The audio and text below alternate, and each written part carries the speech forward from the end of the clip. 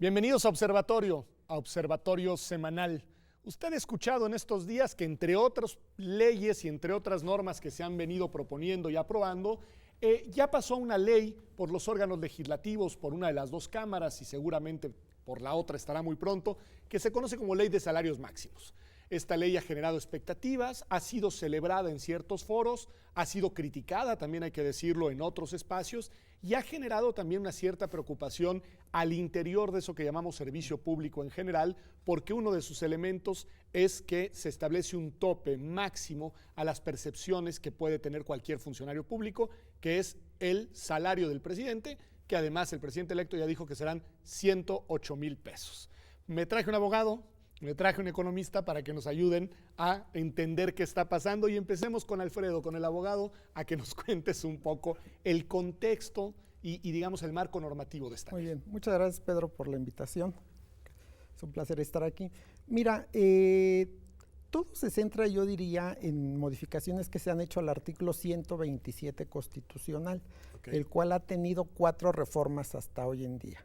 Originalmente en la Constitución del 17 se decía que se debe establecer una remuneración, que esta remuneración es irrenunciable y que no se podía aumentar ni disminuir durante el tiempo en que el funcionario estuviera en el cargo, elemento que me parece bastante interesante.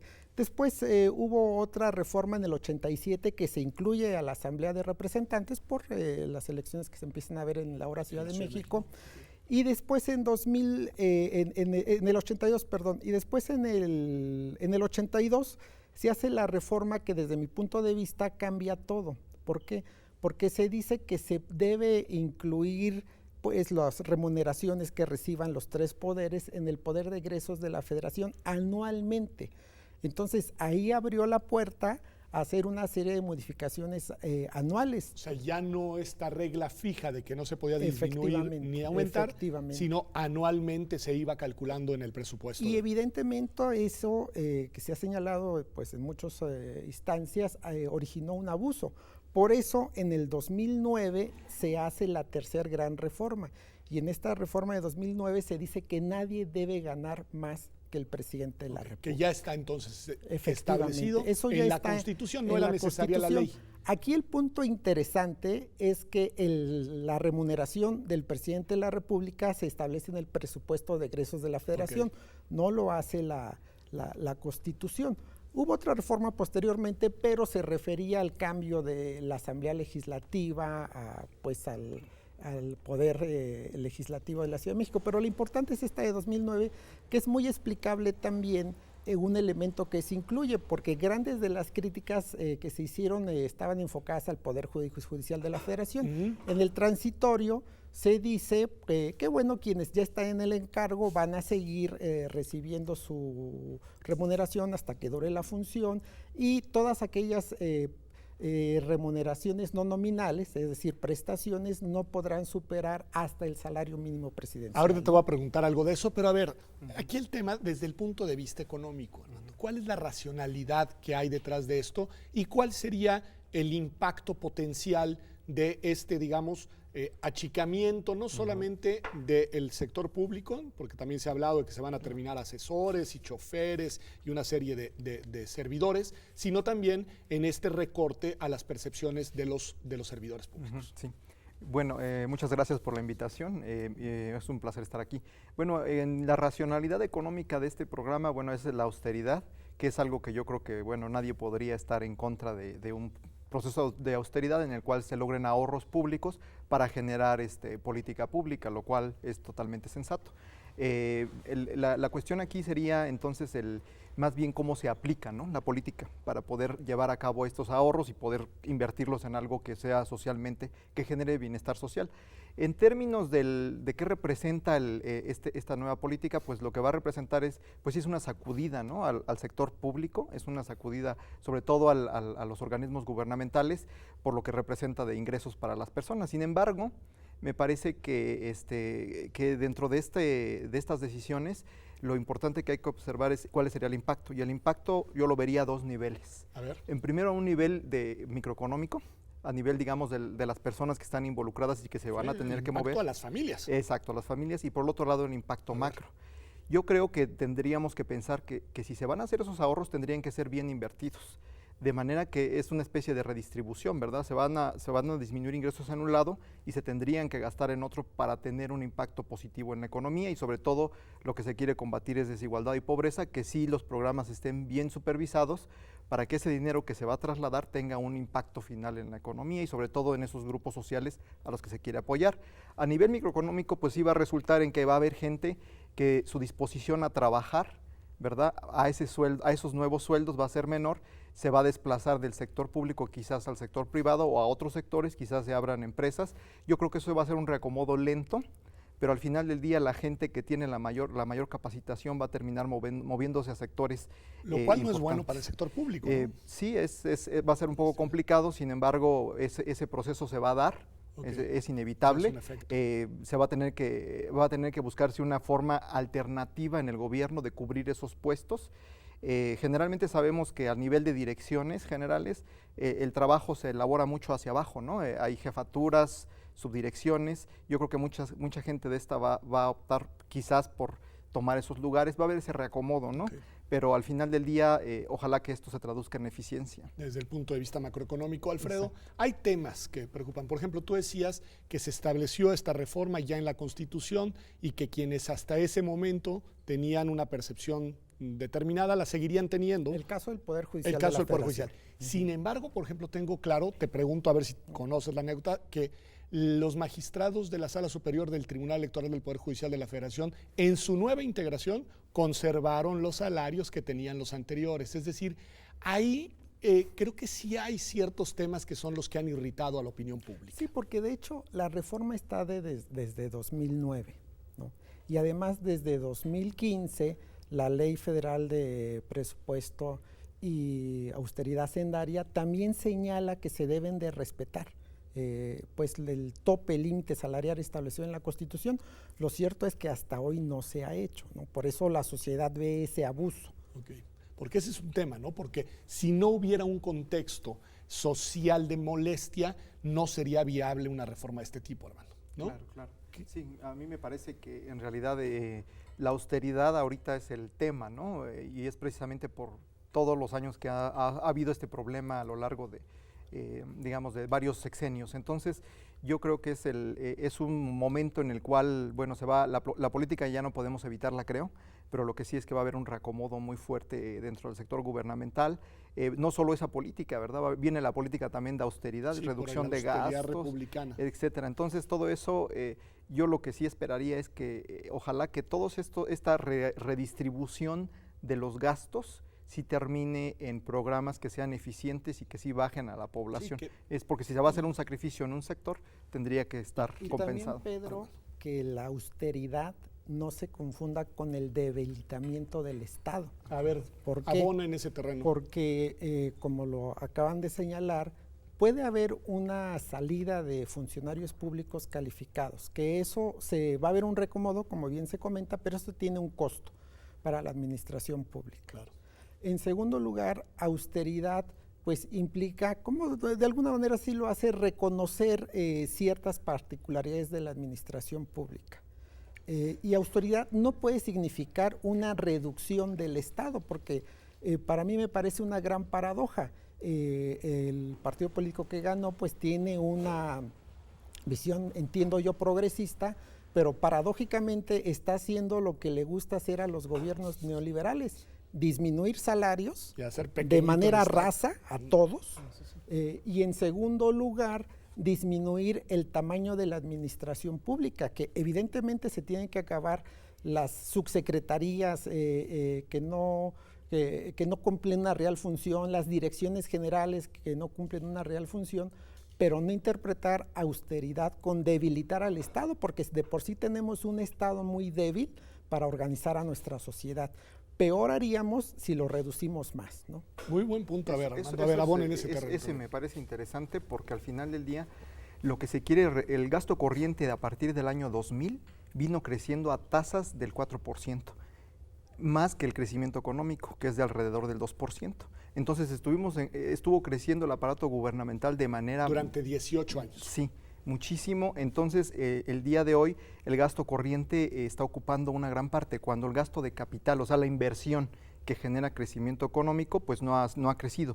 Entonces aquí lo que se trataría de hacer, se supone, y que yo espero que sí sea así, que se haga una transferencia de gasto corriente a gasto de capital, que es el que sí nos genera infraestructura, generaría empleo, y ese sería, digamos, una especie de cambio en la visión de cómo el gobierno tendría que invertir. Sin embargo, bueno, sí tiene esos problemas que menciona aquí el doctor, que son problemas que va a haber, pues sí, probablemente más ineficiencia, etcétera. El Estado se está reduciendo, pero también eso está impuesto porque tenemos deuda pública que también hay que cuidar, ¿no? El equilibrio de la deuda, y obviamente si queremos gastar más y no hay más recursos, pues hay que reasignar. Yo creo que ahí hay una especie de fuerza que nos está haciendo buscar de dónde obtener esos y de alguna manera se tiene focalizado. Hay partidas en donde indudablemente tiene que haber una disminución. Por ejemplo, en la actual administración se ha gastado un 62% más en viáticos a los señalados. Eso no puede ser. De por sí los viáticos son relativamente altos y no se puede gastar un 62% más. Se ha gastado en publicidad un 192% el famoso gasto más. De Entonces, dinero no público. puede ser, ¿no? No puede ser porque además el Estado tiene muchos tiempos de naturaleza pública.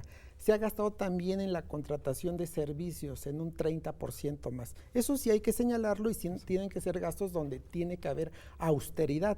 Nada más que estos gastos no son necesariamente disminución de personal y reducción de salarios. Y no me refiero para pues la alta burocracia o la burocracia de oro que se denomina, ¿no? Ellos evidentemente que tiene que haber una racionalización de sus ingresos, pero en el presupuesto de egresos de la Federación se tiene que hacer pues el señalamiento de montos adecuados, incluido el salario del presidente.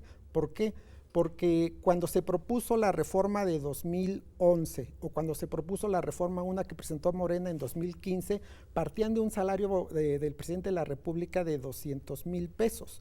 Y ahora nuestro presidente electo dice, bueno, yo me voy a reducir el salario. Me parece bien, me parece una idea republicana, me parece una idea de austeridad, pero se tiene que ver la repercusión que va a generar en toda la administración pública y ahí quizás ya no es tan bueno. Me parece muy bien. Vamos a un corte y regresamos. Hay un tema que ha preocupado a muchos y ha preocupado incluso también, pues obviamente a las empresas encargadas de estas funciones, que es el tema de los seguros médicos. Entonces, ¿qué les parece si vamos a un corte, regresamos y me cuentan qué es lo que trae la ley y qué es lo que piensan ustedes de esa decisión, que es una decisión, por decirlo menos, polémica? Pero ya regresamos aquí a Observatorio Semanal.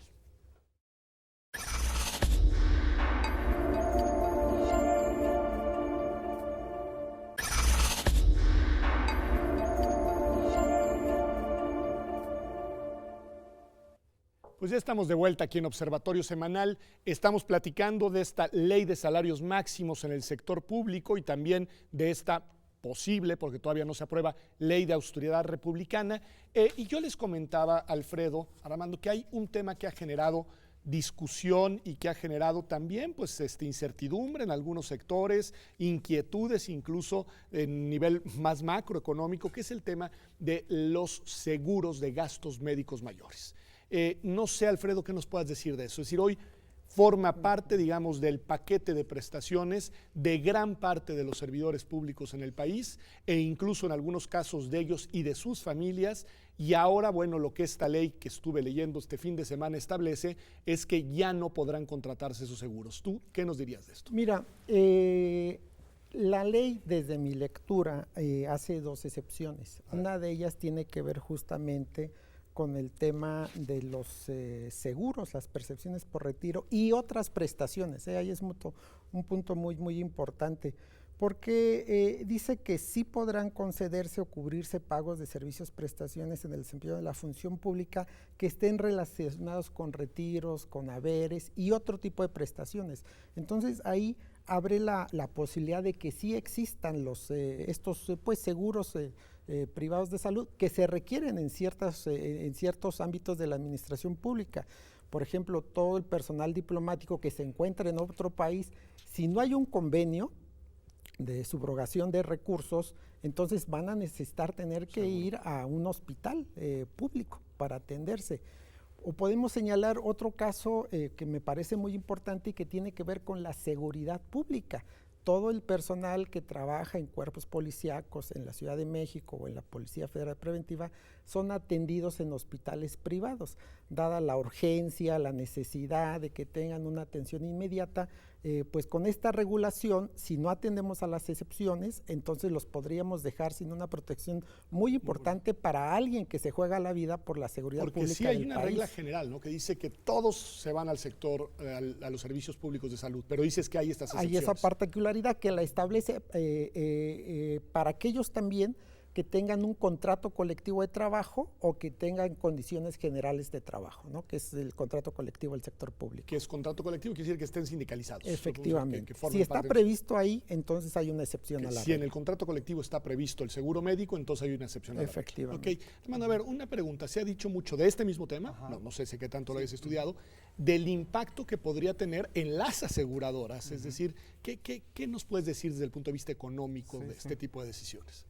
Sí, bueno, aquí yo creo que lo que va a haber es un impacto que va a ser al principio fuerte, pero después va a caer, va a ser, se va como compensar.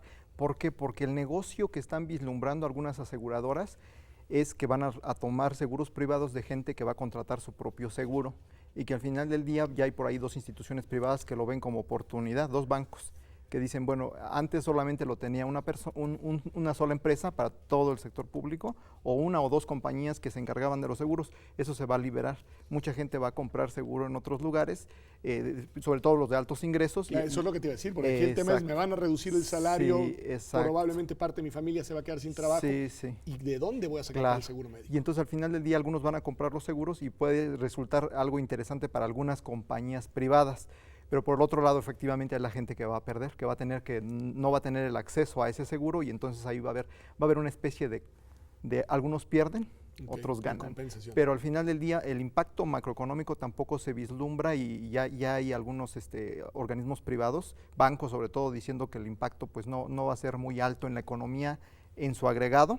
A nivel individual, obviamente sí va a haber gente que va a ganar y gente que va a perder, pero en el agregado va a estar compensado. Este tema que estoy repitiendo lo que he escuchado en sobremesas, así de manera absolutamente nada más lírica, de que dicen MetLife va a entrar en crisis. ¿Es cierto eso? Es una compañía mundial, ¿no? Que vende seguros a compañías privadas. De hecho, yo creo que una buena parte de su negocio son los seguros privados. Entonces, yo creo que va a haber una reducción en sus ingresos, va a tener que competir más para obtener esas mismas ventas con otras. Entonces, probablemente haya en el mercado se equilibre un poco más eso de los contratos de los seguros privados de la gente de más altos ingresos y que aunque pierdan el seguro van a contratar seguramente ese mismo producto. Y dentro de esta reasignación de recursos, ya no se va a gastar ahí, sí sería interesante que lo que no se vaya a gastar en seguros privados vaya al ISSSTE, ¿no? Ahí sí veríamos nosotros, ahí sí lo veríamos que se está reforzando a la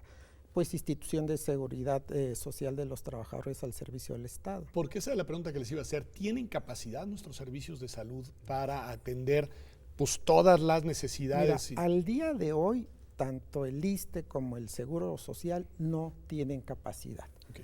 Se ha hecho mucho, se ha incrementado los recursos económicos, el presupuesto de estas 2 instituciones, pero seguimos teniendo los mismos problemas. En citas de especialidades pueden ser dentro de 3 o 4 meses, el beneficiario, el derechohabiente asiste y recibe la tomografía, siempre y cuando no se haya descompuesto la máquina, ¿no? Por ejemplo, a nivel de tomografías, no quiero exagerar, pero hay menos de 20 en todo el país, ¿no? Menos de 20 aparatos. Menos de 20 aparatos para tomografías en todo el país. Entonces, en el sector público. En el sector público. Entonces, qué bueno que se va a hacer esta política de austeridad, pero estos recursos sí tendrían que destinarse. ¿Qué es lo que no se ve? Porque se dice, se destinarán a programas sociales. ¿Qué más programa social grande o importante que el ISSSTE? Y que los institucionalizados. Claro. Porque nada más me detengo porque entendí, no lo dijiste, pero que detrás de tu reflexión sobre esta decisión de a dónde destinar los recursos, ¿te preocupa que se fueran a programas de carácter asistencial y de carácter más clientelar? Ajá, sí, efectivamente, pues tendrían que terminar en proyectos que generen capital humano y que generen personal capacitado efectivamente. Si se van a dirigir a estos programas, por ejemplo, la cuestión de la gente, los niños, los ninis, los programas de adultos mayores, programas que sean productivos, que generen valor agregado para que tengan un retorno social alto, dado que va a haber costos privados, ¿no? Entonces ahí hay que tener cuidado en eso. Me parece muy interesante lo que acabas de comentar. En realidad sí, si ese dinero no se asigna al sistema de seguridad de salud pública, pues al final del día no tendría sentido, ¿no? Es importantísimo que se invierta en ese tipo de cosas. Alfredo, tú eres un abogado laboralista muy reconocido y tu tema es el tema de los derechos laborales. Es decir, ¿tú vislumbras que una vez que se empiecen a tomar estas acciones, o sea, que la ley se traduzca en decisiones y que le implique a alguna persona una reducción de salario, que le implique a otra pérdida del empleo que venía ejerciendo durante algún tiempo, eventualmente eso, tenías un seguro médico, ya no lo vas a tener, etcétera, se abran muchas rutas de litigio? ¿Hay un alto grado de litigiosidad laboral? Hay una probabilidad que así sea. Mira, te voy a dar un ejemplo. La administración pública es compleja, entonces tienes algunos trabajadores que se rigen por la Ley Federal de Trabajadores al Servicio del Estado y otros, como en el caso de la universidad, que se rigen por la Ley Federal del Trabajo.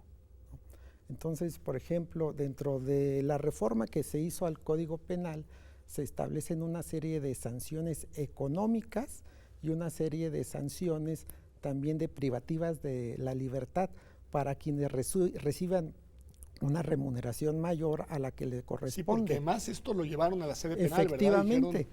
Pero en el caso de los trabajadores que están regidos por la Ley Federal del Trabajo, apartado A particularmente, se establece con claridad en el 123, fracción número 27, párrafo F, que no pueden haber o no se puede imponer no se pueden imponer multas cualquiera que sea su origen.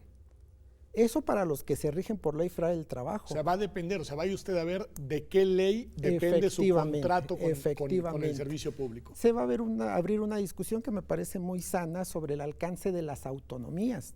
A ver, esa es otra de las preguntas que tengo que hacer. La universidad es un organismo autónomo como otros. Pero la universidad ya ha sido reconocida por la Suprema Corte de Justicia, siguiendo la jurisprudencia española, como una institución, ¿sí? Como una garantía institucional la autonomía universitaria, que no le equivale o no le equipara a un derecho humano, pero prácticamente le da esa calidad, ¿no? Entonces ahí vamos a tener que ver cuál es el alcance de las diferentes Eso valdría para la universidad, pero también habrá que hacer una reflexión para el Banco de México, para el Instituto Nacional Electoral, para la Comisión Nacional de Derechos Humanos, en fin, para todas estas 12 autonomías. Porque hay leyes que les conceden, constitucionalmente se les concede la autonomía, pero también constitucionalmente se establecen una serie de reglas, ¿no? Entonces ahí va a haber una buena interpretación que se tendría que hacer. Sí, porque ese es un punto importante. Cuando tú piensas en servicio público, Armando, y te lo pregunto, ¿piensas únicamente en el gobierno, la administración pública, o en este caso también ampliarías estas medidas de autoridad republicana al legislativo, al Poder Judicial, que es uno de los que se pide más, a las autonomías y eventualmente también en un país federal como el nuestro, pues a las autoridades de carácter local? Sí, no, en realidad tendría que ser extensivo, ¿no? O sea, digamos, es una cuestión que yo creo que... Tú dirías, esa ley vale para todos. Sí, legalmente, pues bueno, existen sus segúnes, ¿no? Pero es controversia. Sin embargo, yo creo que en un país, para que sea funcional, pues no sería muy apropiado que haya diferentes tratamientos, ¿no? El tratamiento tendría que ser, yo creo que bastante equitativo. Y si se hiciera en todo el servicio público en general a nivel nacional, ¿tú crees que se generarían sí recursos y economías relevantes, interesantes? Esa es una muy buena pregunta, porque al final del día yo lo que creo es que va a tener un impacto de una sola vez. O sea, es un ingreso que vas a poder ahorrarte y que no es una forma de financiar política pública de largo plazo y económica.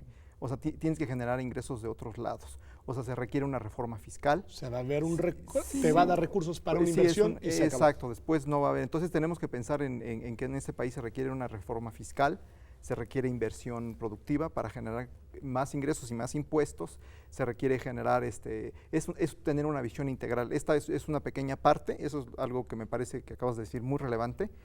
tenemos que pensar en esto como una cuestión integral, no es solo una pequeña decisión de política pública, que yo creo que podría tener algún impacto, pero no va a ser tan importante, tenemos que pensar en algo más. Es algo bueno, pero no necesariamente una panacea, ¿no? Porque hay recursos públicos federales que se destinan a las entidades federativas y esos no entran en esta ley de salarios. Esos van a quedar, digamos. Van a quedar igual. Y nosotros podríamos hablar generosamente diciendo que la transparencia, la rendición de cuentas, pues cada vez se va avanzando más a nivel federal. No sé si lo que quisiéramos, pero es un hecho que se va avanzando. Sin embargo, donde hay opacidad, donde no hay rendición de cuentas, donde no hay transparencia, es en los estados, ¿no? Y el caso más evidente es el tema del Seguro Popular, en donde justamente la ley de austeridad que se pretende aprobar me parece muy buena porque dice, no se van a poder tocar partidas de otras para pagar remuneraciones. Eso se hacía en el caso del Seguro Popular. Oye, pero déjame decirte además muy rápido otra controversia que va a existir. No, pero mejor vamos a un corte y abres el bloque con esa controversia que va a existir, así no la tenemos que decir correteada, porque además seguramente es algo interesante. Esto es Observatorio Semanal. Ya volvemos, quédese con nosotros aquí en TV UNAM.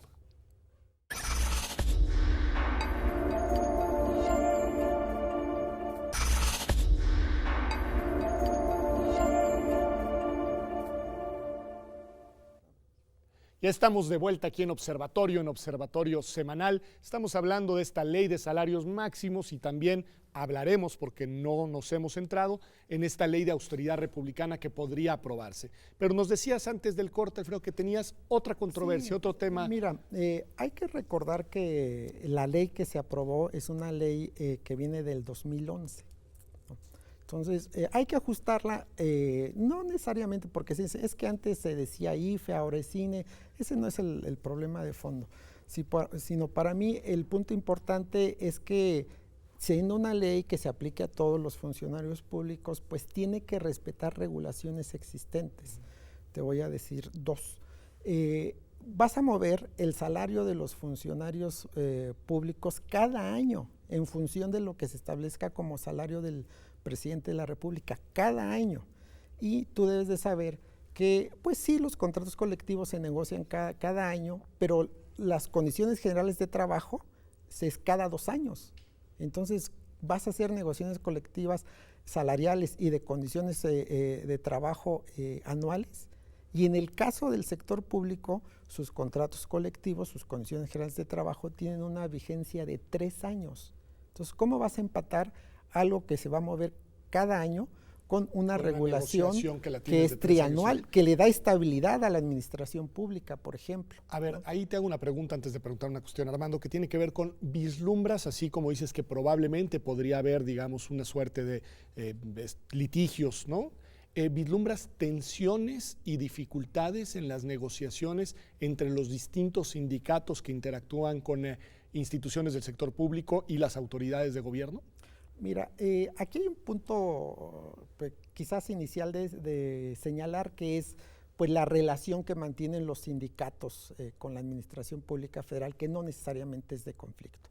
Entonces, eso para bien o para mal no va a generar muchas controversias, pero no lo sé si a nivel individual, porque como quizás hay regulación contradictoria entre la Constitución y esta legislación secundaria, pues un trabajador podrá decir, a mí se me tiene que aplicar la norma más favorable, que es un principio de derecho del trabajo, ¿no? Ahí sí, y los representantes y los líderes sindicales tendrían que llevar esa agenda a las autoridades del Estado.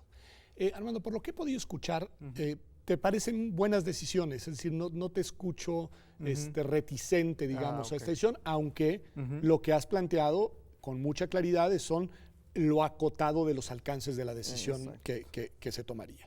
Yo ahí pues lo que te preguntaría es, ¿con qué otro tipo de medidas? Ya has dicho inversión, has dicho una política fiscal, que ojo que no se ha hablado de ella, dicen al contrario, no se van a subir impuestos, tú has hablado de que es necesario. O sea, ¿cuáles son las medidas complementarias desde el punto de vista económico imprescindibles para que este esfuerzo y este apretón de cinturón que muchas personas van a tener que darse, en verdad impacte? para que valga la pena. Para que valga la pena. Y bueno, en realidad ahí yo creo que tenemos que concentrar, digamos, en la política exportadora continúe, ¿verdad? Que sigamos fortaleciendo la exportación, que sigamos, si el mercado externo se va a fortalecer vía distribución del ingreso, que parece que es una parte de este programa que se está mencionando ahí, pues que todo esto tendría que enfocarse hacia pensar en que el país y el mundo tiene que ser más productivo, ¿verdad? Hay que invertir en ciencia y tecnología, educación de calidad, digamos, es una serie de políticas que todas tienen que estar concatenadas. Y puede haber políticas pequeñas, pero que tienen que estar también dentro de todo un panorama general. Entonces, yo creo que es pensar en cómo insertar a nuestro país en las nuevas tendencias mundiales, ¿no? Hay que pensar en un país que se desarrolle y que efectivamente pues lleguemos a ser una potencia, ¿verdad? Pero eso implica tener muy claro cómo política monetaria, fiscal, de inversión productiva, ¿no? Apoyo a las empresas, etcétera, todo eso. Entonces, yo digo que esta cuestión de la austeridad es importante. Yo creo que nadie puede decir que no, ser austeros y trabajar bien en transparencia, toda esta cuestión que es bien importante, respetando también el Estado de Derecho, todas estas cuestiones, pero al final del día sí tiene que haber una visión de largo plazo, ¿verdad? Y esa visión de largo plazo, exacto, integral, donde pienses en que tenemos que invertir, tenemos que generar individuos con capital humano bien capacitados, productivos, para que estos esfuerzos que se van a hacer valgan la pena, ¿no? Y eso, y en buena medida nos toca también a nosotros acá en la universidad. Que es indispensable la Ley Federal de Remuneraciones. A mí me parece básica y fundamental, porque se requiere acabar con lo que se ha denominado como la casta dorada de funcionarios públicos. Que sí, ¿no? Que los hay. Eso es inevitable. Pero sí requieres otro tipo de medidas, otro tipo de reformas. Necesitas aplicar una política de realización o de ejercicio de derechos, ¿no? Entonces me parece un elemento muy importante. Muy bien la ley de remuneraciones, pero tiene que ir más allá. Okay. Tiene que ir más allá en este paquete y ojalá lo estén pensando así, no digo más, porque no se me preocupa que se habla con claridad de no subir impuestos y se habla también poco de la inserción estratégica en este mercado mundial del que tanto insistes, Armando. Pero bueno, solo lo dejo ahí. Alfredo, regreso contigo sobre un tema para que lo analicemos los tres, o lo analicen ustedes dos. Hay otro proyecto de ley, la de austeridad republicana. Es a la que supone son una serie de reorientación del gasto público con una serie de, digamos, recortes en ciertas áreas de gasto. ¿Qué opinión te merece esto? Bueno, mira, la ley de austeridad republicana, tendría que decir que hay una confusión porque hay un proyecto que aparece en la Gaceta del Congreso y hay otra que está circulando, entonces a veces uno no sabe cuál es la correcta. Pero en términos generales tiene elementos muy importantes porque justamente esta ley de austeridad busca acabar con o disminuir gastos en viáticos, disminuir gastos en publicidad oficial, disminuir gastos en servicios profesionales y técnicos, prohíbe esquemas de pensiones especiales, que eso es importante porque había algunos funcionarios públicos que después de trabajar 5 años en una banca de desarrollo tenían una pensión, ¿no? Okay. Por solo 5 o 2 años de haber trabajado Estos programas, por ejemplo, de ahorro voluntario, de que las personas ponen un dinero y después, cuando terminan su función, les regresan ese dinero, más otro tanto. Bueno, eso aparece en la ley de salarios, okay, ¿no? Y hay una cuestión en donde pareciera que se está limitando pues este seguro de retiro que existe, ¿no? Sí, que es una suerte de ahorro voluntario. Efectivamente, ¿no? Porque en algún momento son funcionarios públicos que quizás no van a tener empleo, es una especie de compensación. Pero bueno, la ley de austeridad está bien, me parece bien porque, entre otras razones, entre otras regulaciones, prohíbe comprar boletos en primera clase, está bien, prohíbe el uso de escoltas, me parece bien, pero no hay que exceder y generalizar, ¿no? Porque aquí dice solamente para funcionarios que se encargan de labores de seguridad pública, procuración, administración de justicia se va a permitir. Pero a mí me parece que, por ejemplo, la familia presidencial requiere protección. No, sí, no, y entonces, seguramente algunos funcionarios en áreas estratégicas, en coyunturas específicas, en zonas geográficas del país, es decir, tampoco exageremos por ahí, ¿no? Entonces hay un límite que se quiere hacer en gastos, telefonía, como lo comento, viáticos, cambio de mobiliario, pago de electricidad, que como está la ley de austeridad, dice, bueno, mientras se determina no se va a poder gastar más que lo que se estableció en el presupuesto de egresos de la Federación del año en curso. Me parece bien, aunque sí necesitamos ver más a detalle. Mira, te cuento que, por ejemplo, en algunas oficinas estatales de la Procuraduría Federal de la Defensa del Trabajo no tienen para pagar la luz, ¿no? Sí, ¿no? Entonces, y hemos escuchado la infraestructura de las escuelas públicas como un tema, es decir, porque tampoco, digamos, hay temas que sí son delicados, hay temas que sí son excedidos, pero yo creo que son puntuales, porque tampoco tenemos un aparato burocrático y una infraestructura estatal desmedida. No sé, Armando, tu opinión sobre esto. Sí, sí, ahí yo creo que la política no puede ser homogénea. Okay. La política pública y económica tiene que ser heterogénea, tiene que ver, y es precisamente lo que estamos discutiendo aquí, ¿no? No podemos hacer un mismo criterio para todo.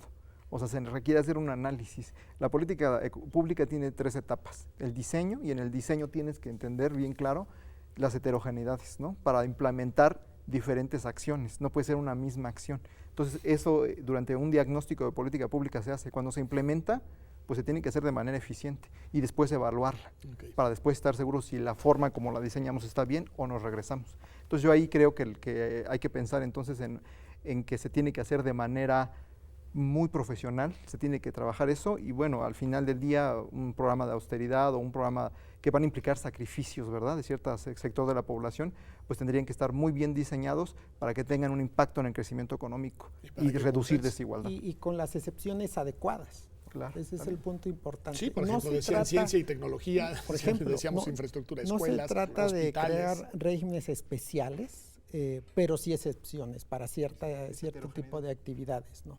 ¿No? Y decidir estratégicamente en dónde vas a canalizar los recursos. Y hacer pues un tema importante que tiene la ley de austeridad es que prohíbe la constitución de fideicomisos. Y fíjate que eso me parece muy importante, porque históricamente ha sido un mecanismo para evitar la auscultación de la legislación de la Administración Pública Federal. ¿Por qué? Pues secreto fiduciario, por ejemplo, que están prohibiendo. Entonces, eso me parece algo importante. Y hay un fideicomiso enorme que tiene este país que se tendrá pues que transparentar, o una institución que tendrá que cambiar, que es el Seguro Popular, ¿no? O sea, si tú quieres ver desviaciones de fideicomisos, de uso de recursos públicos, de remuneraciones, el Seguro Popular, porque ahí destinaban partidas de remuneraciones para otros usos.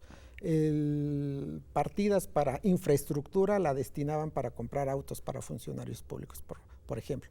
Y no lo digo yo, lo dice la Auditoría Superior de la Federación. Dentro de ese esquema se tiene que hacer un análisis, pues digamos, racional, porque para empezar, en este momento, el salario del presidente de la República es aproximadamente de 208 mil pesos. Todavía no sabemos cuál va a ser el del próximo año. Tenemos una opinión del candidato electo que dice que va a ser de 108, pero yo esperaría que él mismo reconsiderara su salario, sobre todo que no va a tener pensión después de que va a dejar de ser presidente de la República, ¿no? Entonces estamos en tiempo de hacer un ajuste adecuado, porque ese monto va a repercutir en toda la administración pública, que no deja de ser bajo, debo decirlo, porque son 108 y por un contrato colectivo, condiciones generales de trabajo, trabajo especializado, ciertas actividades técnicas, puede duplicarse hasta un 50% más. Quiero yo entender después de impuestos. O sea, tienes la impresión de que sí hay gente que va a poder seguir ganando más de estos 108 mil pesos, claro, dentro del marco legal, sin romper la legislación, y de manera, pues, digamos, honorable y también republicana, sin excesos. Y reconocimiento del trabajo especializado que realiza, ¿no? Incluso se citó el caso de los directores de los Institutos Nacionales de Salud. Que es importante. Ustedes, Armando, nada más desde el Instituto de Investigaciones Económicas de la UNAM, que tú diriges, ¿le van a dar seguimiento? ¿Van a llevar a cabo algún tipo de estudios, investigaciones de ver cómo está funcionando esto? Sí, ya, de hecho, dentro del instituto tenemos grupos especializados trabajando en cuestiones laborales, en cuestiones de salarios, etcétera. Ahí mismo tenemos un modelo macroeconométrico para hacer simulaciones que vamos a trabajar para ver qué sucedería si. O sea, simulación numérica. O sea, van a anticiparse a lo sí, que para podría suceder. poder hacer algunas pues conclusiones, ¿no? Extraer conclusiones empíricas con datos de qué sucedería en uno u otro caso, que son simulaciones al final, pero que sirven para empezar a dar referencias, ¿no? De qué sucedería. Lo que sí es que tenemos que tener claro que la política pues tiene que estar pues en un marco de derecho apropiado, tiene que ser heterogénea, no puede ser la misma, ¿verdad? Pero lo que hay que buscar es efectivamente que esas buenas intenciones de austeridad estén bien racionalizadas económicamente y que tengan en impactos. Cuéntanos tú qué están haciendo hoy en el Instituto de Investigaciones Jurídicas para que no lo diga yo. Bueno, en el Instituto de Investigaciones Jurídicas se está haciendo un análisis en torno a la ley de remuneraciones de funcionarios públicos federales y se está haciendo un análisis también en torno a la ley de austeridad, pues para ver el impacto que podría haber a nivel de sociedad y también un punto que es importante para la comunidad universitaria, el posible impacto positivo o negativo que podría haber para todos los universitarios. Pues muchísimas gracias a los dos. En verdad ha sido un lujo tenerlos aquí en Observatorio. Estas cosas hay que estarlas analizando, hay que estarlas discutiendo. Yo sé que le interesan a usted, aunque probablemente no las conozca a su nivel y detalle técnico. Por eso que los expertos, en este caso economistas y abogados, nos ayuden a comprender qué es lo que hay, qué es lo que podemos esperar. Y algo que me parece muy importante, los claroscuros, porque en estas cosas por supuesto que hay cuestiones positivas y también hay riesgos que hay que tener bien medidos y hay que tener bien vislumbrados. Nos vemos aquí, como todas las semanas, el próximo domingo, en Observatorio Semanal.